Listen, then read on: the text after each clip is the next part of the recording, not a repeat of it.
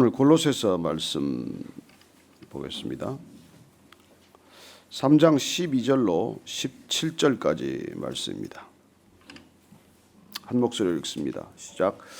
그러므로 너희는 하나님이 택하사 거룩하고 사랑받는 자처럼 긍휼과 자비와 겸손과 온유와 오래 참음을 옷 입고 누가 누구에게 불만이 있거든 서로 용납하여 피차 용서하되 주께서 너희를 용서하신 것 같이 너희도 그리하고 이 모든 것 위에 사랑을 더하라. 이는 온전하게 매는 띠니라. 그리스도의 평강이 너희 마음을 주장하게 하라. 너희는 평강을 위하여 한 몸으로 부르심을 받았나니 너희는 또한 감사하는 자가 되라. 그리스도의 말씀이 너희 속에 풍성히 거하여 모든 지혜로 피차 가르치며 권면하고 시와 찬송과 신령한 노래를 부르며 감사하는 마음으로 하나님을 찬양하고 또 무엇을 하든지 말에나 일에나 다 주 예수의 이름으로 하고 그를 힘입어 하나님 아버지께 감사하라. 아멘. 사도 바울은 골로새 교인들의 문제점을 한눈에 파악을 했습니다. 그들은 여전히 그리스도를 믿는다, 따른다 하면서도 옛사람의 모습을 버리지 못한 것이죠. 그래서 그는 옛사람의 옛 옷을 벗고 새사람의 새 옷을 입어야 한다는 것을 오늘 골로새 성도들에게 권면하고 있는 것입니다. 사실 저는 헌옷, 새옷 그 얘기도 적절치는 않다고 생각합니다. 옷만 자주 갈아입는다고 무슨 일이 됩니까? 그렇지만 우리가 만약 새 사람이 되었다면 그 새 사람의 속 사람 중심은 겉으로 반드시 드러나기 때문입니다. 겉은 속을 바꿀 수 없는 때가 많습니다. 아니, 겉을 바뀐다고 속이 따라서 바뀌는 건 아니에요. 그러나 속 사람이 바뀌었는데 겉 사람이 안 바뀔 수는 없습니다. 왜 예수님께서는 우리의 중심에 관한 말씀을 하시겠어요? 왜 하나님은 중심을 보신다고 말씀하시겠습니까? 사람은 겉모습을 보지만은 하나님은 우리의 겉모습에 관심을 갖는 것이 아니라 우리의 속 사람, 그 중심을 항상 꿰뚫어 보신다는 것이죠. 믿음은 중심에 관한 문제입니다. 겉을 아무리 포장해야 어려움이 닥치고 환난이 닥치고 고난이 닥치면 한순간에 우리는 허물어지는 것을 보게 됩니다. 그러나 중심이 든든히 서 있으면 바람이 불고 태풍이 불고 환난이 오고 고난이 오더라도 속사람은 흔들리지 않을 때 그 흔들리지 않는 중심이 겉으로 배어나는 것이 평안이에요. 이 세상에 무슨 평안이 있습니까? 어디를 가야 우리가 평안하겠습니까? 그래요. 평안이 없는 이 세상, 늘 불안할 수밖에 없고 늘 불분명할 수밖에 없고 불투명하고 불확실한 세상을 살아가지만 우리의 속사람이 분명할 때 그때 우리는 이 신앙의 진정한 능력에 사로잡힌 사람들이 되는 것이죠. 골로새 교인들이 그 어줍지 않은 이단들의 몇 마디 말에 농간에 놀아나는 것을 보는 것이 안타까웠을 것입니다. 왜 그리스도를 만났다고 하면서 그리스도 아닌 것들에 저렇게 흔들리나? 왜 말씀에 붙들렸다고 하면서도 인간의 말에 저렇게 흔들리나? 그런 안타까운 모습을 보면서 오늘 사도 바울은 진정한 변화, 우리가 믿음 안에서 변화한 삶의 드러난 모습은 어떤 것인지를 알려주는 것입니다. 12절 말씀 한 번 더 읽겠습니다. 시작. 그러므로 너희는 하나님이 택하사 거룩하고 사랑받는 자처럼 긍휼과 자비와 겸손과 온유와 오래 참음을 옷 입고. 네, 변화한 그리스도인들이 새 옷은 어떤 옷입니까? 오늘 보니까 긍휼과 자비와 겸손과 온유와 오래 참음이라고 하는 옷을 입고 있다고 말합니다. 우리가 그리스도를 우리 중심에 모실 때 이런 것들이 그냥 배어나는 것이죠. 예수님께서 너희들이 가지가 붙어 있기만 하면 열매는 이렇게 자연스럽게 맺히는 것이라고 말씀해 주신 것입니다. 열매가 스스로의 노력으로 맺히겠습니까? 열매가 스스로의 노력으로 맺힐 수 있다고 그렇게 애를 쓰고 있는 것일까요? 아니요, 그냥 가지에 붙어 있을 뿐입니다. 그러나 때가 되면 언젠가는 반드시 열매로 드러나게 되는 것이죠. 그래서 오늘 우리의 속 사람이 바뀌었을 때 우리가 새 사람이 되어서 새 옷을 입은 것처럼 그렇게 살아갈 때 반드시 이런 성품들이 드러난다는 것이죠. 여러분, 신앙의 궁극적인 목표는 성품이 바뀌는 것입니다. 체질은 안 바뀔지 몰라요. 보니까 저도 한때 이렇게 팔상 체질 거기 한번 가셨어요. 우리 옛날에 온누리교회 권도원 장로님이 그걸 이렇게 봐주신다고 그래가지고 아침에 가서 이렇게 맥을 짚어보고 그 체질이 무슨 체질이 있다고 그래서 음식을 이제 조심하라는 것도 있고 이 음식은 안 맞으니까 먹지 말라고. 그 체질은 안 바뀐답니다. 그러나 저는 체질은 안 바뀔지 몰라도 우리의 성품은 바뀐다는 것입니다. 왜? 주님이 오시면 우리의 성품이 내 노력이 아니라 자연스러운 열매 맺음으로 해서 그 성품이 바뀌는 것을 보는 것이죠.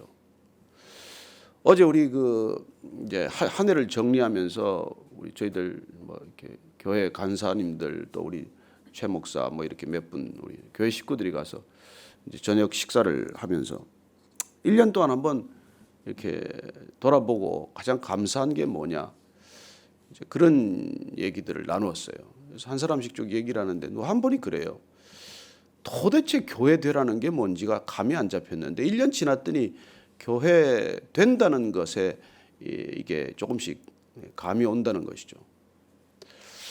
그래서 제가 나중에 정리하면서 그랬습니다. 여기서 안 바뀐 사람은 우리 정리하자.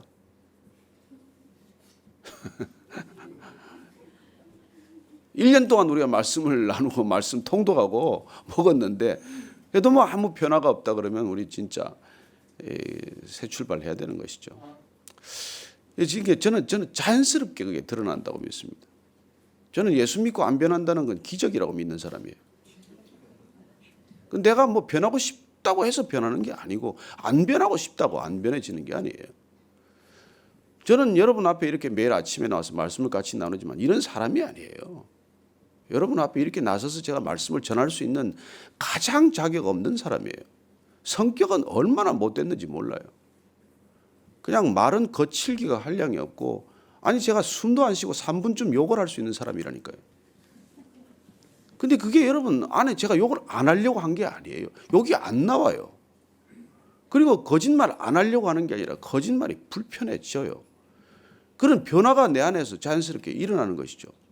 저는 우리 여기 지금 성도들 가운데 몇 분 보면 그냥 한두 달 사이에 얼굴이 그냥 이렇게 바뀌고 정말 몇몇 분은 양같이 순해졌어요. 들어올 때는 그냥 약간 쌍심지를 켜고 들어왔었는데 처음에 올 때는 양처럼 순해지는 걸 온유해지고 겸손해지고 이 말씀 그대로예요. 이게 사도 바울이 지어낸 말이 아니잖아요. 자비와 겸손과 온유와 오래 참음. 모르겠습니다. 교회에서는 오래 참다가 집에 가서는 또 폭발하는지 모르겠습니다만 저는 그렇지 않다고 믿습니다. 이게 우리가 열매 맺는 거예요. 신앙의 열매는 성품입니다. 성품 바뀌는 거예요. 아유, 나는 그 성깔은 안 바뀝니다. 아니, 그건 안 믿는 거예요. 그건 예수님이 안에 없는 겁니다. 어떻게 그분이 계신데 내 성품이 안 바뀌겠어요? 그래서 오늘 사도 바울은 이런 변화가 일어날진데 어떻게 교회에서 그런 일들이 계속 반복되냐는 것이죠. 자, 13절 말씀 한번 보십시다. 시작. 누가 누구에게 불만이 있거든 서로 용납하여 피차 용서하되 주께서 너희를 용서하신 것 같이 너희도 그리하고. 불만이 있죠. 여러분 어떻게 우리가 여기 와서 체질 다른 사람끼리 모여서 또 서로 불편한 사람들끼리 모여서 익숙하지 않은 사람들끼리 모여서 어떻게 그렇게 온전히 받아들여지겠습니까? 그러나 우리가 그분들을 받아들이는 까닭은 단 하나라는 것이죠. 예수님께서 나 같은 사람 받아주셨기 때문에 그렇게 용납하고 용서한다는 것입니다. 여러분 많이 받아야 줄 수 있습니다. 한없이 받아야 줄 수 있어요. 그래서 받지 않으면 못 줍니다. 내가 부족하면 못 줘요. 제가 대학 다닐 때 하도 그때 데모도 하고 맨날 휴교가 돼서 어느 날 이러다가 대학 졸업해도 진짜 머리가 텅텅 비어서 나가겠다 이런 걱정이 덜컥 들었어요. 그래서 혼자서 이제 휴교령이 내려져 가지고 내가 경제학을 좀 공부해야 되겠다. 이래가지고 그때 조순 씨가 그때 부총리 하기 전이죠. 서울대 경제학과 교수 때인데 조순의 경제학 원론과 세뮤엘슨이라는 사람이 쓴 경제학 이코노믹스라는 거 27판 제가 기억합니다. 670페이지의 큰 책이에요. 뭐 이왕 학교는 문 닫았고 그걸 이제 제가 경제학을 파보겠다고 공부를 했는데 첫 장을 보면서 제가 이 경제학의 출발이 잘못됐다는 걸 알았어요. 뭐냐면 경제학의 기초가 인간의 욕망은 무한하다. 그 무한한 욕망을 채울 재화와 용역은 부족하다. 여러분 인간의 욕망이 무한하다 해서 출발한 게 무슨 해결이 되겠습니까?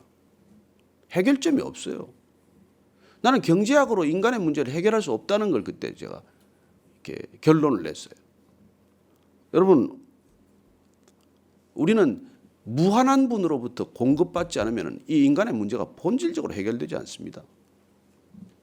무한하신 분이 우리 안에 중심에 좌정하셔야 무한의 문제, 유한의 문제가 끝이 나는 거예요. 그래서 그분이 오면 우리는 더 이상 그렇게 목마르지 않다는 것을 경험하는 것이죠. 그래야 용서가 되는 것이에요. 예수님께서 마태복음 18장에 그걸 1만 달란트 비유로 말씀하십니다. 너는 말이야 1만 달란트 받은 거야. 내가 용서받은 총액을 따지면. 근데 네가 지금 너 옆에 있는 사람한테 100데나리온 빚졌다고 따지고 그 동관을 잡아다가 때리고 고소하고 그게 되겠냐? 그 얘기를 하신 거 아니에요. 여러분 1만 달란트 뭐 지금 따지면 뭐 조 단위의 돈이에요. 내가 받은 건 그런 걸 받았는데 그래서 그야말로 우리가 받은 걸 이걸 헤아려 보지 않으면 우리는 용납하고 용서할 수가 없습니다. 누구를 용납하고 누구를 용서해요? 자기 자신도 용납을 안 되고 내 속에서 태어난 내 자녀들도 용납이 안 되는데 누구를 도대체 용서하고 산다는 얘기예요.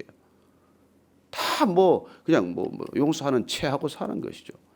그래서 진정으로 우리가 하나님한테 용납받았다는 것, 용서받았다는 것, 이 놀라운 감동과 감격이 무뎌지면 헛거예요. 맨날 뭐 우리는 없는 것 따지고 살잖아요. 여러분 받은 것 수없이 한번 기억해 보십시오. 하루 종일 새도 다 못 새잖아요. 공기에서부터 뭐 정말 태양에서부터 바람에서부터 신선한 이 모든 것에서부터 주위의 사람들 말이죠. 우리 어제 그래서 이제 감사를 논하면서 그랬어요. 우리가 언제 여기 베이직 교회 이게 만날 거라고 상상이나 했습니까? 한 분이 그래요. 1년 전만 해도 이 교회 올 거라고는 생각조차 하지 않았는데 어떻게 여기를 와가지고 이렇게 서로 은혜를 나눌 수 있냐 그런 얘기를 하는 것입니다. 그러나 이 교회 내 발이 올 때까지 받았던 수많은 은혜, 이 교회가 은혜가 아니에요 사실. 이 교회가 있을 때까지가 은혜가 더 상상할 수 없는 은혜고 여기에 우리가 앉아있다는 것 자체가 그 전에 수많은 은혜의 산물이지 여기 와서 은혜 받은 게 사실은 아니에요. 얼마나 많은 은혜가 있어야 여기 와 있겠어요. 제가 그때 한번 왜 은혜인가라는 시리즈 설교를 전하면서 그러지 않았어요. 이거 여러분 저하고 뭐 이 건물을 지었습니까? 여기다가 무슨 뭐 북카페를 누가 만들었습니까? 여기다가 누가 뭐 뭘 하나 했습니까? 다 이 집주인이 뭐 프랑스 아키텍트 데려가지고 뭐 부려서 집 하나 지어놓고 뭐 온갖 시장을 다 하고 말이죠. 여기 이거 교회 할 거라고 누가 생각을 카페 한다고 여기다가 왜 여기 성령의 열매는 여기다가 새겨놨어요. 카페에다가 이런 이상한 걸 새겨놓고 그리고 뭐 히노키 나무를 달아놓고 말이죠. 온갖 좋은 치장을 다 해놓고 여러분들 여기 뭐 타일을 하나 깔았습니까? 뭐 한 게 우리가 뭐 있어요? 그리고 우리가 따져보면은 아무도 이런 준비한 사람이 없고 자격이 있는 사람이 없지만 그냥 어느 날 하나님께서 한 사람 한 사람 부르셔서 우리가 이렇게 같이 예배를 드리게 된 것 아닙니까? 작년에 우리 저 성탄절 예배 때 뭐 안신기 목사님 기도하면서 그냥 통곡을 하면서 감사의 기도를 서로 드렸죠. 왜냐하면 그 1년 전에 우리가 그 안신기 목사님 집에서 넷이서 아들 창준이랑 다섯이서 예배 드렸거든요. 그런데 그 1년 만에 하나님께서 그런 그 정말 기적을 보여주셨기 때문에 감사했지만은 그 자체가 감사하기보다는 사실은 거기 이르기까지 하나님께서 베풀어 주시고 준비하시고 예비하신 그런 것들은 상상할 수 없는 일들이에요. 그래서 우리가 피차 용납한다는 것이죠. 피차 받아들인다는 게 내가 너무 받은 게 많아야 용서가 돼요. 여러분 살아가면서 왜 섭섭한 일이 없겠어요? 그러나 우리가 얼른 관점을 고쳐서 내가 받은 것을 바라보고 내가 용납받고 용서받은 것을 그쪽을 잠시 좀 쳐다보면 이게 용서가 되는 것이죠. 근데 자 14절 말씀 이게 오늘 사도 바울의 포인트 아니겠습니까? 시작. 이 모든 것 위에 사랑을 더하라. 이는 온전하게 매는 띠니라. 이 뭐 아무리 뭘 이거 하더라도 이게 사랑으로 이 마지막 파인 튜닝이 되고 파이널 터치가 되어야 된다는 거예요. 그래서 사도 바울은 이 사랑, 믿음, 소망 가운데 사랑이 어뜸이라고 말하는 것이죠. 모든 게 사랑으로 감싸져야 되고 사랑으로 마무리가 되어야 된다는 것이죠. 내가 천사의 말을 하고 사람의 말을 하고 천사의 방언을 할지라도 내가 사랑이 없으면 그게 말이야 다 소리나는 구리와 울리는 꽹과리와 같은 것이고, 내가 세상의 모든 비밀을 알고 산을 옮길 만한 믿음이 있다고 할지라도 사랑이 없으면 내가 아무것도 아니요. 내가 내게 있는 모든 것으로 구제하고 또 내 몸을 불사르게 내어줄지라도 사랑이 없으면 내게 아무 유익이 없다. 이게 사도 바울의 결론 아닙니까? 왜냐하면 본인이 그렇게 살아봤으니까.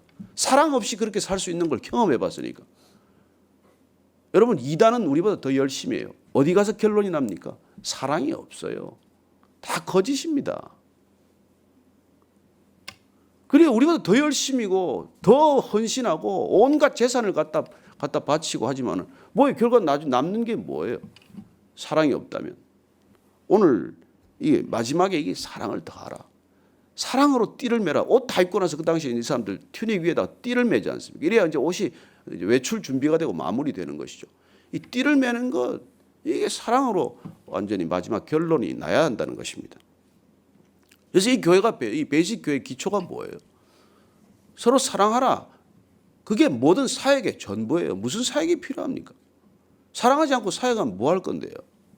나중에 서로 상처만 주고받는 것뿐인데. 그래서 오늘날 교회가 사랑하는 것 빼놓고 모든 걸 다 해요. 서로 사랑하지만 않고 다른 걸 다 한단 말이에요. 그러나 그 다 하는 게 아무리 해본들 세상 것만 하겠습니까? 돈 주고 하는 것만 하겠어요?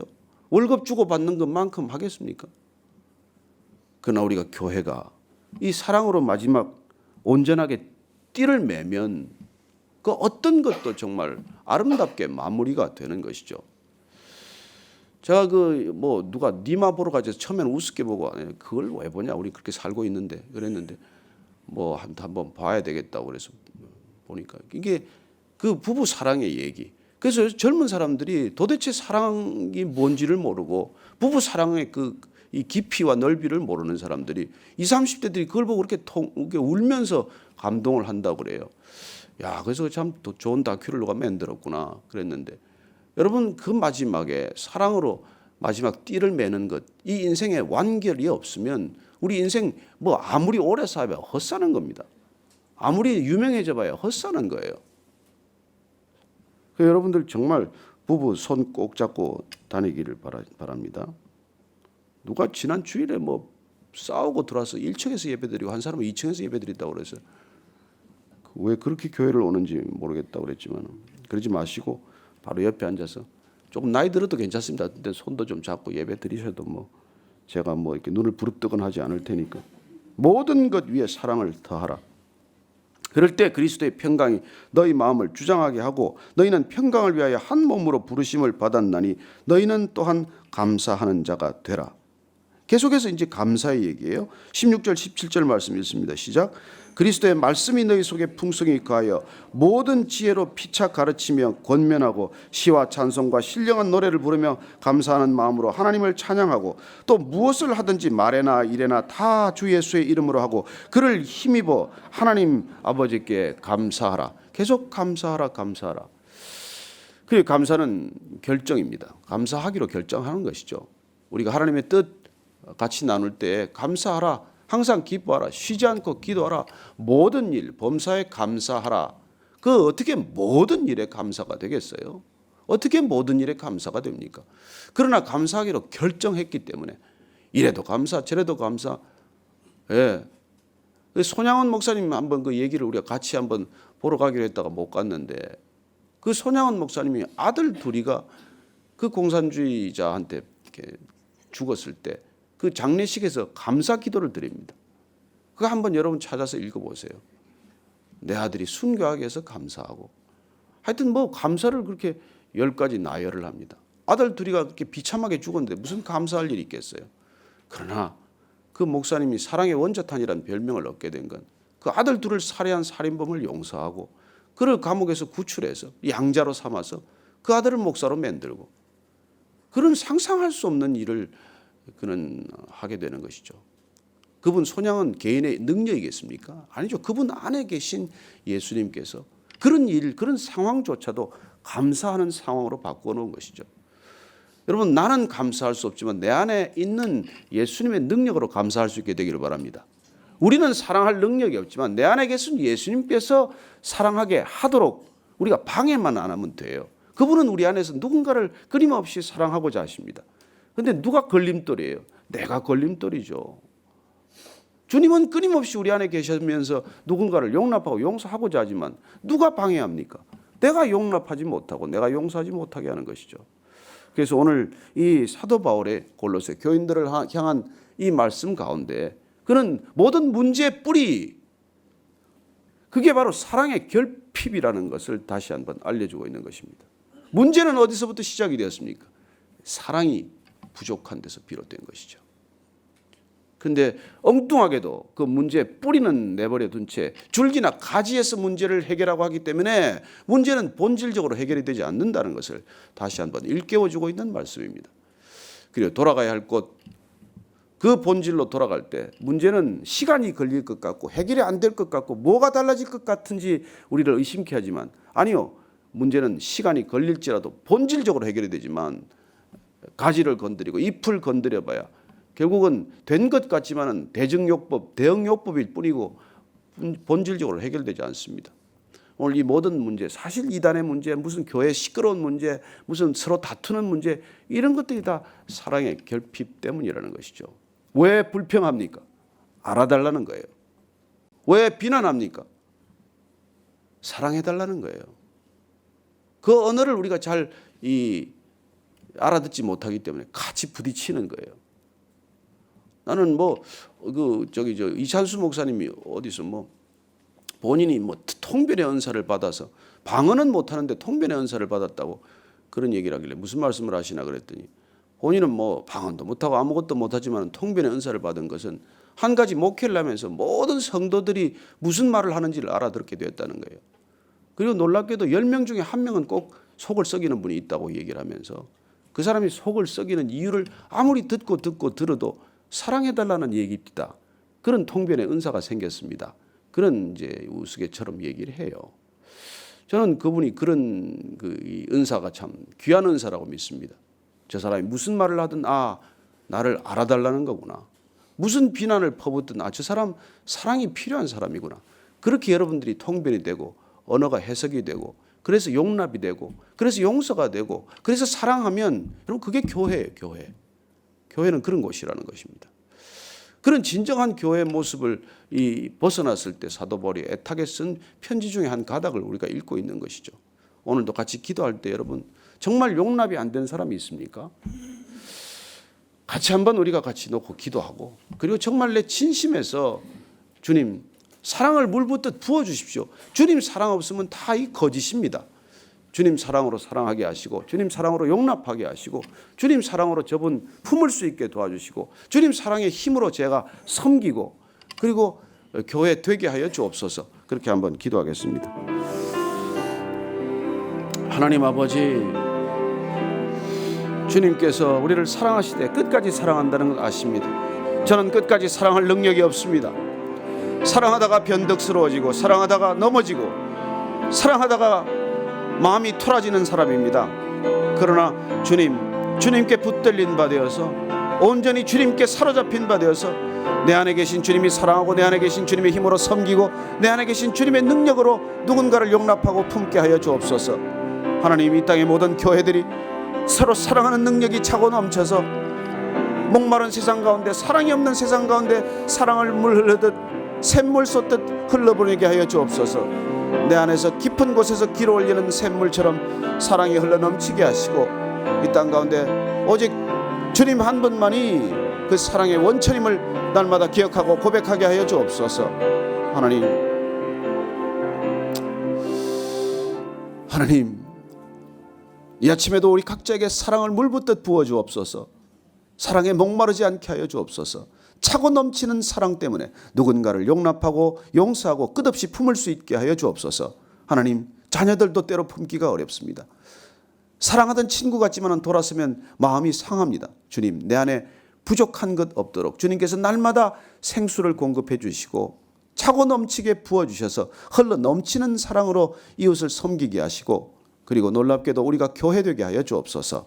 이제는 십자가에 쏟으신 온전한 사랑으로 우리를 교회되게 하신 우리 구주 예수 그리스도의 은혜와 진정한 교회가 될 때 그 교회 공동체를 통해서 천국으로 인도하시는 하나님 아버지의 신비하신 사랑과 날마다 우리가 부족함에 시달리지 않고 넉넉함, 차고 흘러 넘침을 고백할 수 있도록 우리를 인도하시는 성령님의 기름 부으심이 오늘 사도 바울이 골로새 교인들을 향해 다시 한번 사랑의 띠를 매라고 권면할 때 우리도 그 사랑의 띠를 매고 이 아침에 세상을 향해 출발하기로 결정한 모든 믿음의 성도들 위해 지금부터 영원까지 함께 하시기를 축원하옵나이다. 아멘.